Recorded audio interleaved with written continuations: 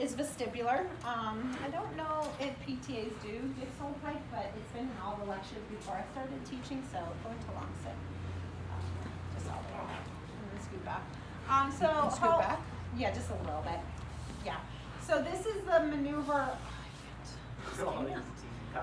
to test which canal is affected, right? So the Dix Hallpike tells us if it's posterior, anterior, horizontal canal.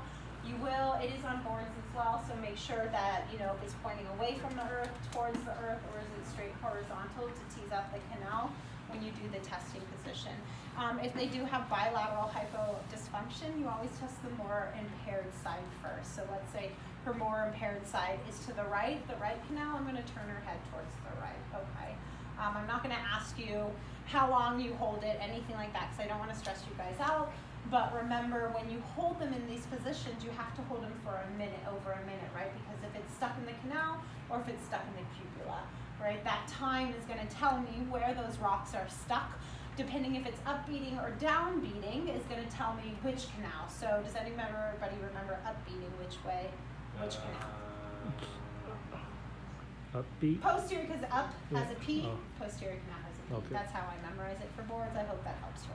So it's almost always a good 80% is going to be your posterior canal is where it is, just because how it attaches to the opening where the otoconia are. So almost always it's posterior canal, but remember upbeating for boards is posterior canal, downbeating is anterior canal, horizontal is obviously horizontal canal. Depending if it's less than 60 seconds or greater than 60 seconds, it tells us if it's canalithiasis or cupulolithiasis, right? Okay, so the Dix Hallpike or Hallpike Dix or whatever people call it is basically our way to tease out which canal it's going to be.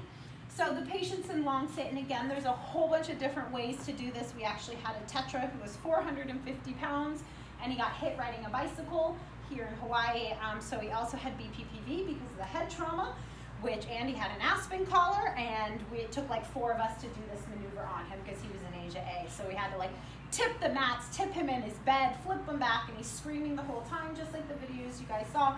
It makes people dizzy. We're trying to reproduce their symptoms, so they're gonna fight. They're not gonna wanna keep their eyes open. We gotta make sure to keep their eyes open, because if they close them, we have no clue. We have to see where the nystagmus is going. So they're gonna fight you, and they're gonna be like, oh my God, I'm falling. Man up, let's do this. So what you want to do is their head. You want rotation with cervical extension, right? So if her more impaired canal or her only impaired canal is the right, we're always going to turn the head to the direction of the right. So her head is going to be this way. Okay, you want them to feel safe and hold their head back. So I kind of cup them in this position, rotate, and then I keep a hand down here because I'm going to have to drop them back, and the drop has to be fast.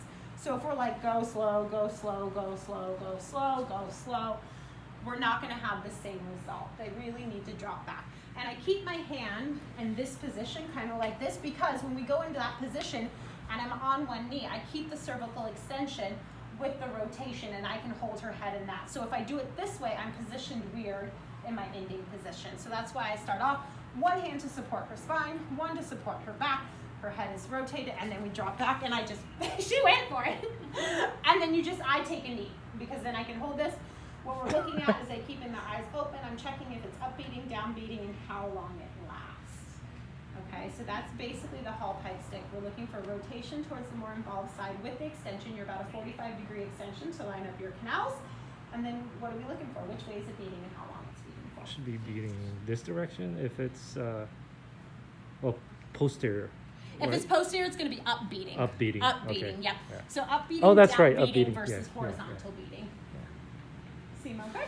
All right, so go ahead and try it. Just know your hand position. I'll just say, right BPPV Hallpike 6. So you need to turn their head to the right. If you forget it, just remember how Tita's head was.